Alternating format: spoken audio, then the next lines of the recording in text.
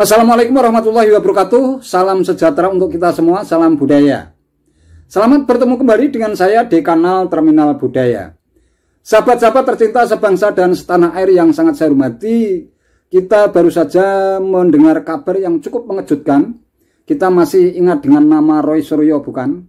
Ya, mantan Menteri Pemuda dan Olahraga pada era Pak SBY yang konon kabarnya tidak hafal dengan lagu kebangsaan Indonesia Raya ini dinyatakan dan diputus bersalah dengan vonis penjara 9 bulan oleh Majelis Hakim Pengadilan Negeri Jakarta Barat atas kasus penodaan agama terkait dengan unggahan meme stupa Candi Borobudur.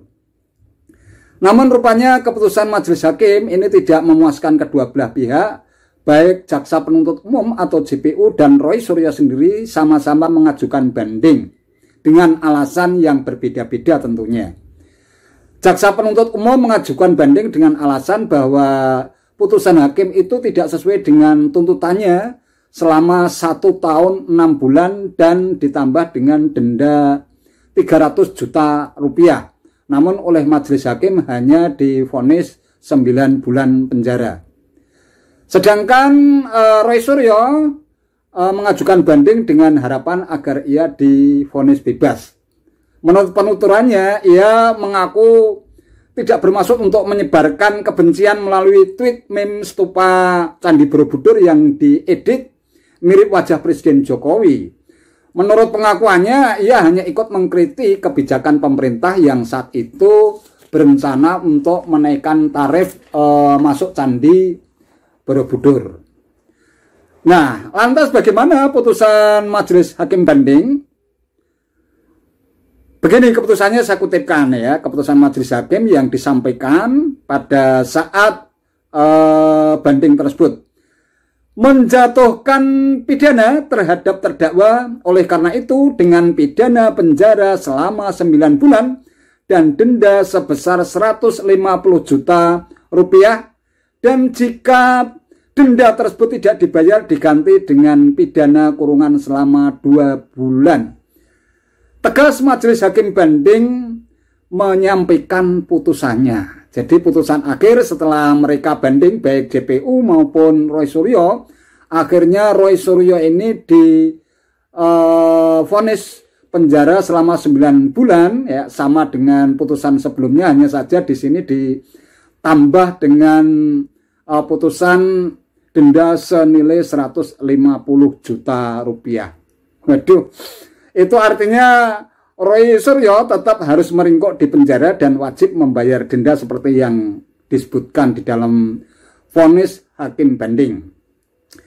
Ya, memang cukup menyedihkan ya, seorang mantan menteri yang seharusnya itu menjadi teladan dan anutan masyarakat dalam bersikap dan bertingkah laku, malah tersandung masalah hukum hingga akhirnya harus menjadi penghuni penjara, meringkuk di jeruji besi dengan hukuman penjara selama 9 bulan.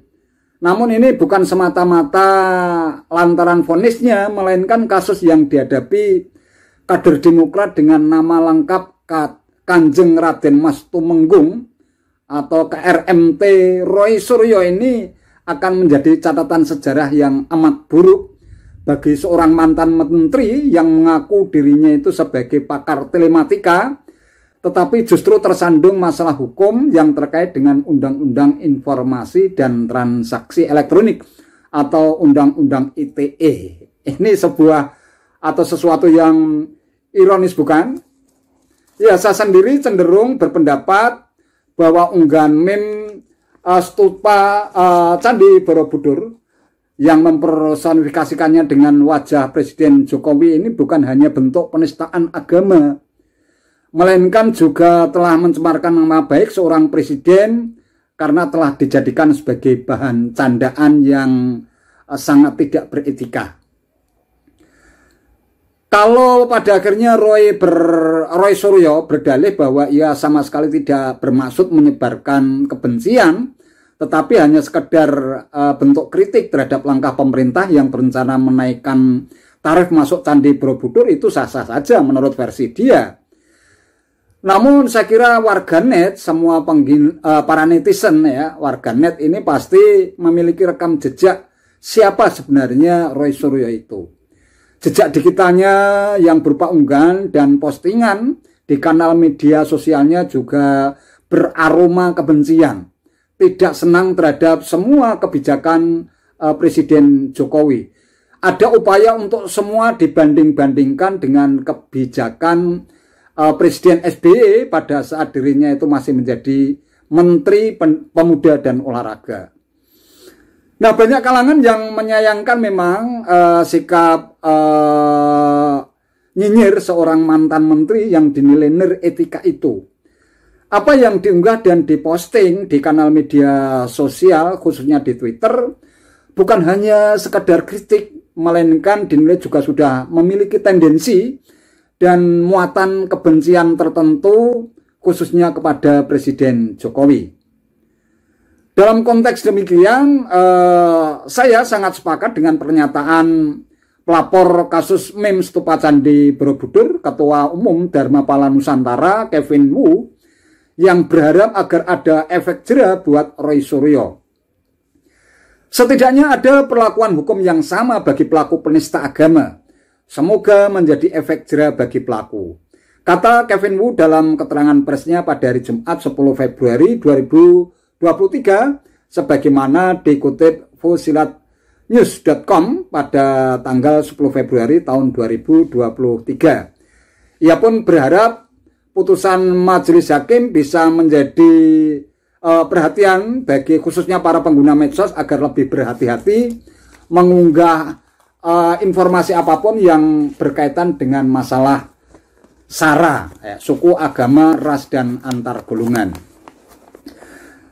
Nah, terkait dengan unggahan meme atau meme Roy Suryo di akun media sosialnya @kmrt Roy Suryo 2, kita tidak tahu persis bagaimana suasana batin mantan Menteri Pemuda dan Olahraga ini pada saat mengunggah meme tersebut. Kalau dibilang hanya sekadar iseng, kita juga ragu. Dia seorang mantan Menteri Pemuda dan Olahraga yang katanya juga pakar telematika. Seharusnya tahu persis kalau produk digital yang mempersonifikasikan stupa Candi Borobudur dengan wajah mirip Presiden Jokowi tidak hanya merendahkan martabat seorang kepala negara, tetapi juga berpotensi menistakan agama, khususnya agama Buddha. Nah, meskipun Roy Suryo sendiri bukan yang membuat produk digital tersebut, tetapi yang jelas dan pasti dia ikut menyebarluaskannya di media sosial miliknya. Sehingga penyebaran meme tersebut makin meluas dan berpotensi untuk menimbulkan kegaduhan.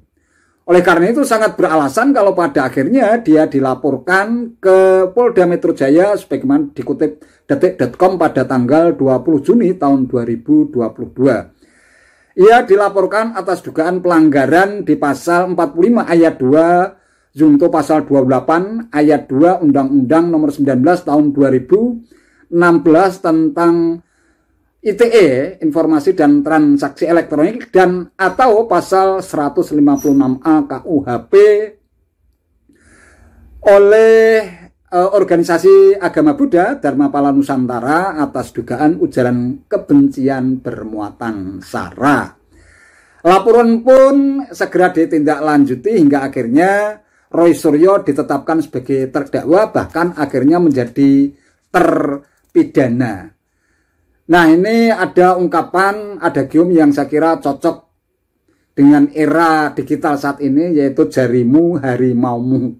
Kita perlu hati-hati di dalam mengunggah, entah itu berupa teks atau mungkin gambar atau video, apabila kita belum melakukan cek and recheck. Cek dulu kebenarannya.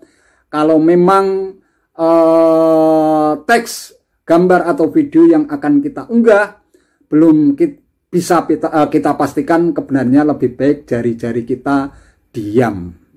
Itu lebih arif dan bijaksana daripada kita harus tersandung masalah hukum seperti Pak mantan Menteri Pemuda dan Olahraga era Pak SBY itu. Terima kasih, hanya itu saja yang bisa saya sampaikan. Wal muwaffiq ila aqwamit thoriq. Wassalamualaikum warahmatullahi wabarakatuh.